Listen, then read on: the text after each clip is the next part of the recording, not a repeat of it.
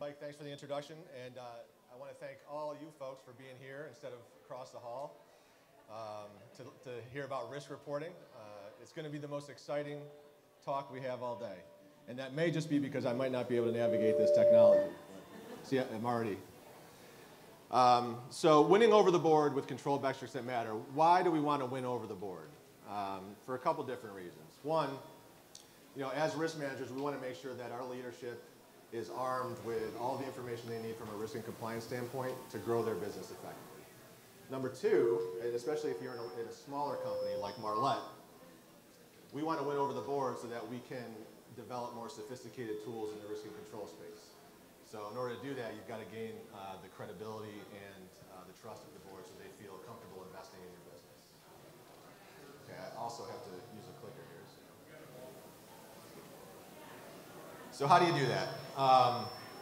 In order to get to a place where you've got sophisticated controls around risk and compliance, you have to start in a very simple spot. You've got to start with kind of what I call these core principles, these fundamental baseline risk and control principles. So in any organization, you're going to have risk assessment, which is, hey, where are our risks? How bad are they? On top of those assessed risks, you're going to have controls that you need to develop. So what can I do to mitigate that risk? And then ongoing monitoring of those controls is important as well, and that will feed into your reporting to your leadership. But probably the biggest fundamental core discipline that you need to have to establish a good risk and control program is ownership and accountability of your company's risks and the controls and the processes that run those. Okay? We'll get a little bit more detail of that later, but that really underpins the success of your risk and control program to a greater degree than I think anything else. Okay, so let's get a feel now for this audience on how big your organizations are. So I've managed risk in both large organizations and small, so I want to get a feel for what this audience represents. So if you have your app, go ahead and choose A if you're a part of an organization that's less than 500 employees, or B if you're greater than 500. Okay, give it a few seconds.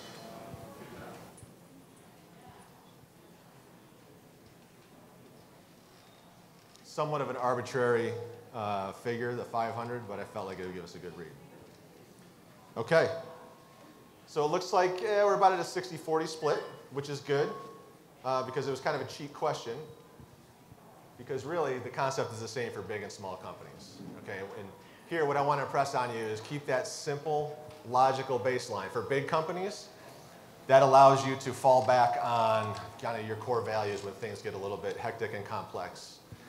Those of you that are with big companies, you've probably experienced kind of risk committee meetings or other meetings where folks are reporting on risk, where there's a ton of different metrics, they change every month, the risk rankings are different, and it leaves leadership very confused and frustrated on really what the status of their business is.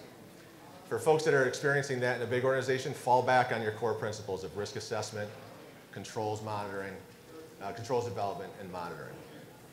In small organizations, you can use these core principles to establish a baseline for which you can kind of start instilling a culture of risk and control. Ultimately, you want to make sure that your leadership team trusts you because you're providing them with simple and logical reporting as it relates to risk. Next question. Which statement best describes your organization? Would it be A, compliance is everyone's responsibility? Or B, we have a compliance department for that stuff?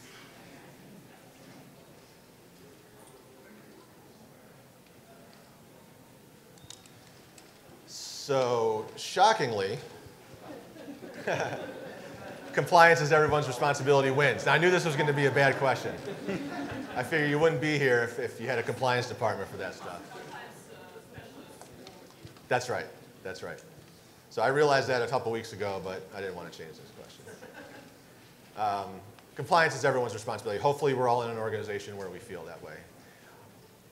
That creates this concept of collective accountability, and it makes a risk and control program run much more efficiently for large organizations. So now your risk managers can focus on really what the risks are and how to control them rather than who owns it. Chasing across a matrix organization to try to figure out who owns different risks and controls can be tiresome, time-consuming, and anti-productive. For small control teams, same exact concept. If you have a company that doesn't share accountability for compliance, and you've got one person running the risk and control program, all that one person is going to be doing is chasing down who owns the problem so they can report it up to their senior leadership committee. Getting everybody to focus on compliance creates kind of an efficiency that allows these risk and control programs to focus on the right things.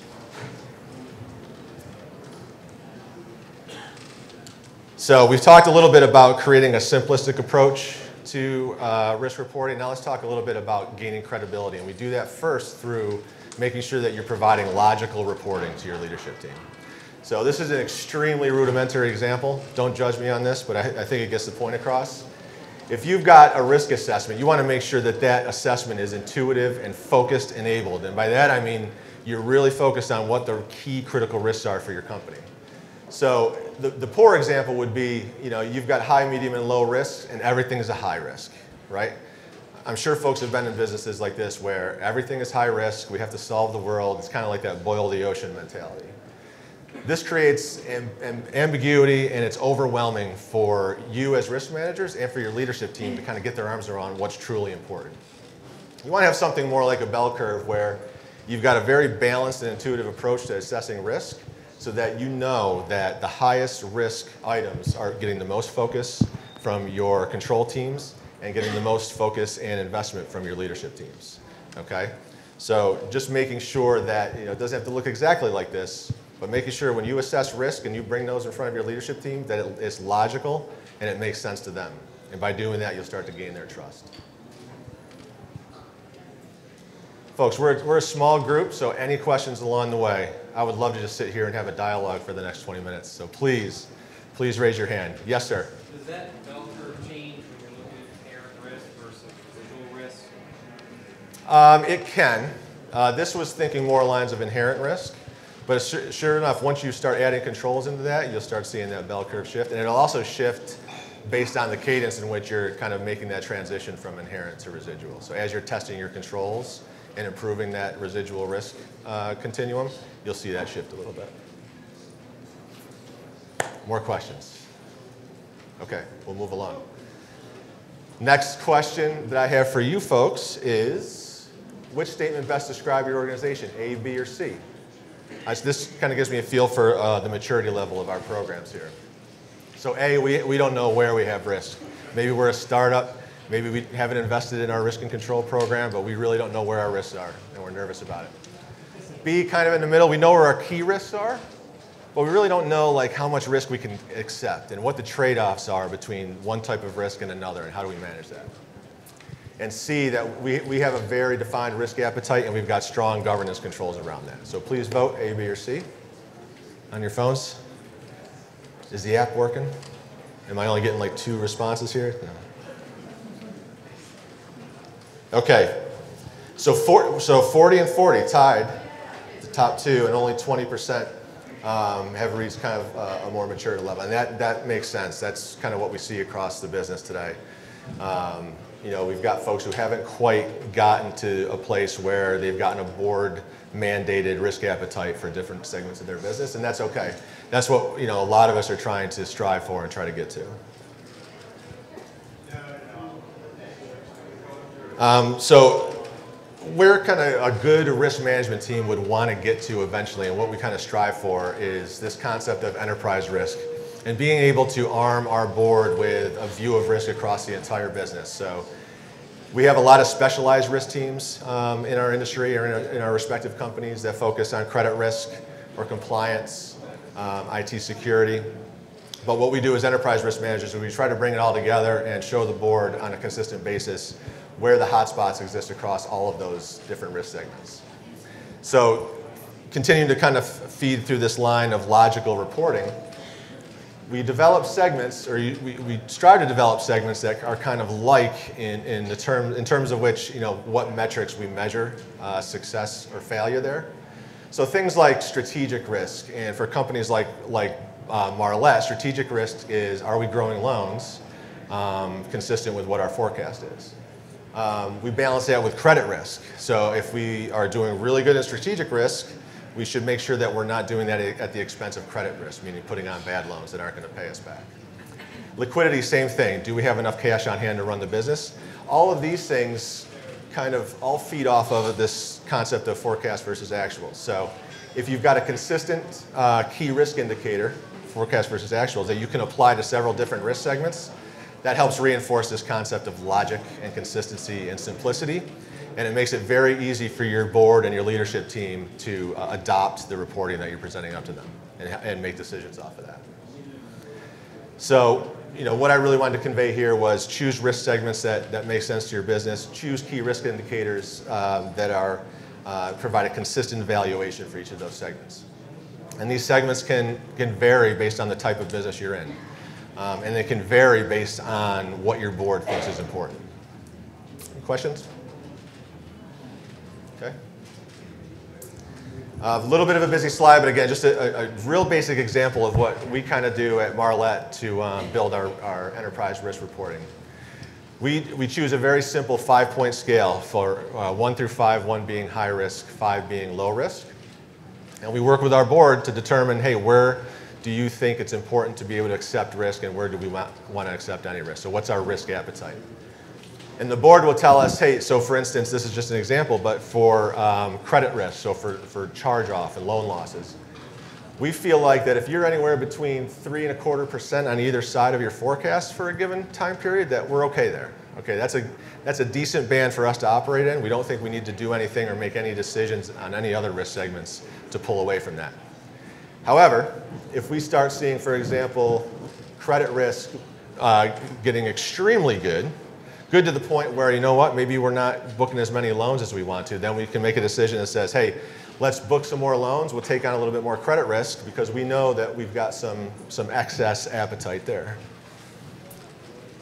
Counterintuitive to that, if credit risk starts going through the roof, we know we have to put the brakes on loan growth, or at least find a better way to do it.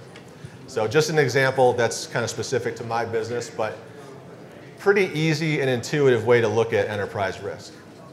And it's worked well for us. And it helps our leadership team on a monthly basis when we review, or I'm sorry, a quarterly basis when we review it with the board. You pair this with a heat map that shows where we're red and where we're green, and everybody has a really clear understanding of where our risk is.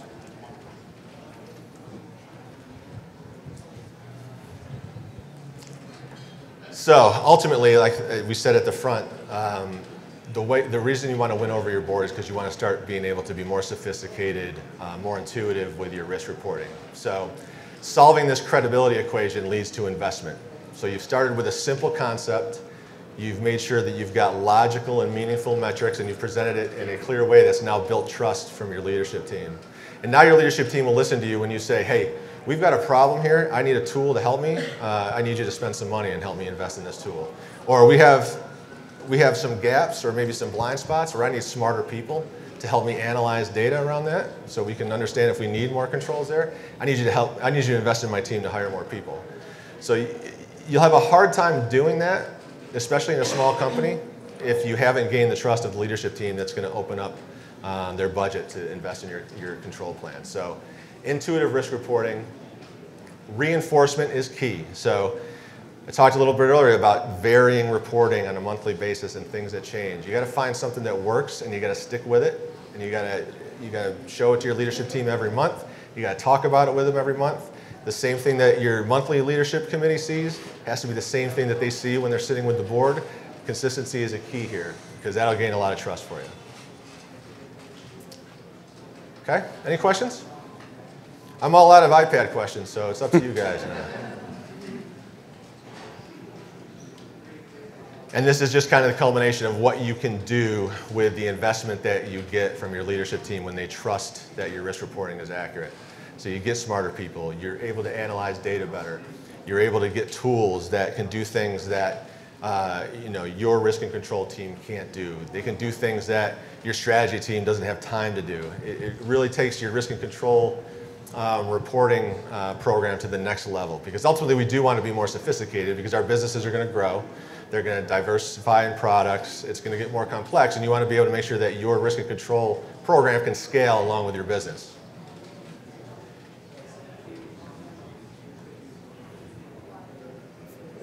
So in summary, again, it's not rocket science, and it shouldn't be, because you want your leadership team to understand it. Unless you work for a bunch of rocket scientists, then maybe not.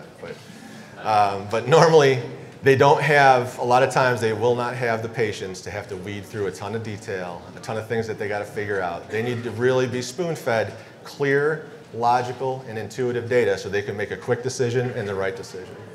So take a pragmatic and credible approach to risk assessment, establish consistent and intuitive reporting, and then optimize and innovate so you can continue to grow along with your business. Okay? So what other questions do you guys have? Let's start up front. How do you determine how often you reassess your risk appetites? That's a good question. So I think we're kind of in the middle of that right now. We haven't had enough tenure with our program to understand when we need to shift. I think it would be, at some point you're going to realize that things are happening in practice that might not necessarily be reflected in your reporting. So once you start to see that, then you have to ask yourself the question of, do I need to kind of recalibrate my reporting? Yep. So in your credit risk visualization, something's complicated like credit risk. Are you aggregating multiple monitors up into a single metric, or are you using some other method to figure out, like, hey, this is what our credit risk looks like? That's a really good question. It's something I forgot to mention. I wrote down like 10 pages of notes, and I probably got through one of them. But let me see if I can go back to this slide. Okay. So the balancing act to create a strong enterprise risk report is tough because you want to make sure you've got a report that's high enough level for your leadership team to understand it, but encompasses all of the detail that goes into managing credit risk. So you know that there's 25 different metrics that a credit risk team will use to understand what direction to go in, but I only want to use like 2, 3, 4 at the most. So I got to determine which ones are the most important ones for us. It may not be 100% coverage of that, but it'll give us a good idea of which way the boat's turning. Or there's even this concept down here of MultiFactor Scores. So we have an IT security risk score that we report in the enterprise risk scorecard. That IT security risk score has 20 metrics on it. So there are places where we will just take an aggregate view of a more detailed risk assessment that's being done in a specialized group and report that up. But it'll be different for every company. It all depends on what your leadership wants to see. Is there another one?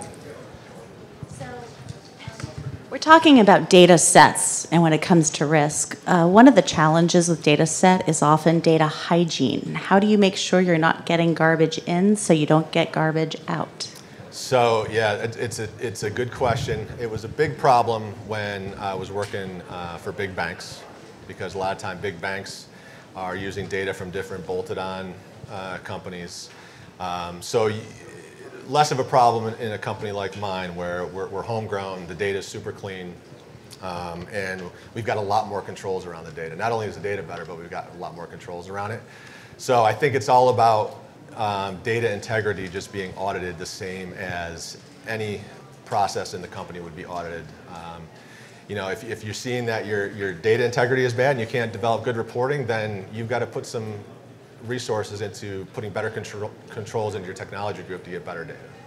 So we treat it as just another process that drives the business that we have to make sure we have strong governance over. Make sense? Okay. Yes, ma'am. You mentioned having multi-factor scores and then taking an aggregate of that and then reporting that to the board. If one of your multi-factor scores, a component of that is continuously failing, let's say is in red for 3 months at a time, is that the type of information that you're reporting to your board or your compliance committee, or are you addressing that more with senior management? It probably would be addressed first with senior management. It would likely it's going to be addressed in a specialized forum. If the metrics that's showing red is starting to show red to the point where it's impacting the board reporting, then the board will be notified of it. But it'll always be addressed in a more specialized group, so it doesn't rise to that level. Anyone else from the crowd? I do have a couple previously submitted questions. Okay, so the first one was, what are the most effective ways to work with other departments as you gather information to present to the board? So another great question. Huge challenge in big companies. So for those of you that work at big companies, you know the pain of making sure that you gain consensus on what's going up to the board. All I could tell you is try to figure out who the right decision maker is in each segment and schedule time with them every month. So I have time with our general counsel for 15 minutes in the morning, first thing, the Thursday before our board meeting, just to make sure that he agrees on everything that's in there from a legal and compliance risk. I work for our chief operating officer, so that's an easy one. So in terms of complaints risk, other reputational risk type things, I have a constant, I have his ear constantly. But just setting up meetings, knowing how to talk to your senior leadership team, and trying to figure out any way by hook or crook to make sure that you kind of touch base with those folks before you report something. Because the last thing you want to do is report something red for a risk segment that the owner is not aware of or they don't agree with it. So, and like the second worst thing to do is to roll into a board meeting without having agreement on what that risk is, because no one looks worse than two operational owners fighting over a risk report. So you want to make sure that you figure out a way to get those folks to at least come to an agreement on the direction of the reporting. Okay? Once you've won over the board, assuming you've won over the board, what types of technology did you implement and what meaningful metrics do you now present to the board? So at Marlette, we've onboarded a couple different pieces of technology. First is Performline, and this was not a plug. But for those of you that know our business, we are a digital loan platform. We are heavy in the internet advertising space.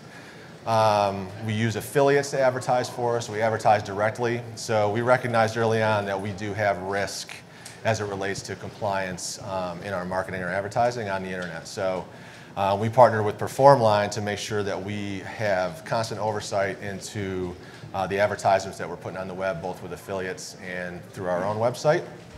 And we monitor that every day. We have reporting that tells us, where an exception has been found, and that exception can run the gamut of low risk to high risk, and we will treat that accordingly. The other solution that we're currently onboarding is a GRC solution that's helping us manage a host of different things that we do in the risk and control space, from policy and procedure management to third-party risk management to creating and reporting our risk and control self-assessments, kind of helping us move away from Excel-based documentation, shared folders, into a seamless, user-friendly, and reporting-friendly solution. So that's kind of where we've started. Some of the bigger banks, you can get into a whole bunch of different types of technology to help you monitor phone calls better, so you don't have to have people listening to phone calls. You can actually monitor every phone call. Some of the cool solutions that I've seen are these solutions that can monitor phone calls for sensitive keywords. So in the collection space, anytime a customer says bankruptcy, that'll pop a flag, and at the end of the day, before you run daily maintenance on all your accounts, you can make sure that you've noted every one of those accounts as a bankrupt account, so you don't call them again. So a lot of folks are taking advantage of that type of technology as well. The last question I have, and then I'll open it up one more time, is what are some of the things that FinTechs are able to do with their risk and compliance programs that are a challenge for larger banks? So for me, having worked there, FinTechs can deliver guidance much quicker. Things can get done quicker. At larger banks, there may be more of a bureaucracy in order to get a decision from compliance. FinTechs also, the mindset is that, hey, we want to invest in technology to help compliance. We want to invest in technology to build controls. Sometimes that decision doesn't land so well on some of the bigger banks. Some of it is that it's just much more expensive to implement at the bigger banks, partly because their technology isn't as good and isn't as clean. So that was it for the pre-submitted questions. Any other questions from the group? Yes, ma'am. Has your board provided feedback to you about your metrics? Like, have they helped evolve what they look like? Yes. Yeah, so the one important thing I mentioned before is your board has to tell you what your appetites are. So this was an iterative process to create our scorecard over several months. So the board really helped kind of hone in on what segments we can accept more risk and what we can't. And they've provided constant feedback over how effective the reporting is. And sometimes that feedback isn't verbal. I mean, you sit in a board meeting and you see them flipping through their phones, not looking at the report. That means that they are completely disassociated with the report. It's not working for them. But once you now can see that level of engagement go up, then you know that you've kind of landed that, and you want to make sure that that's where you want to lean in and reinforce that.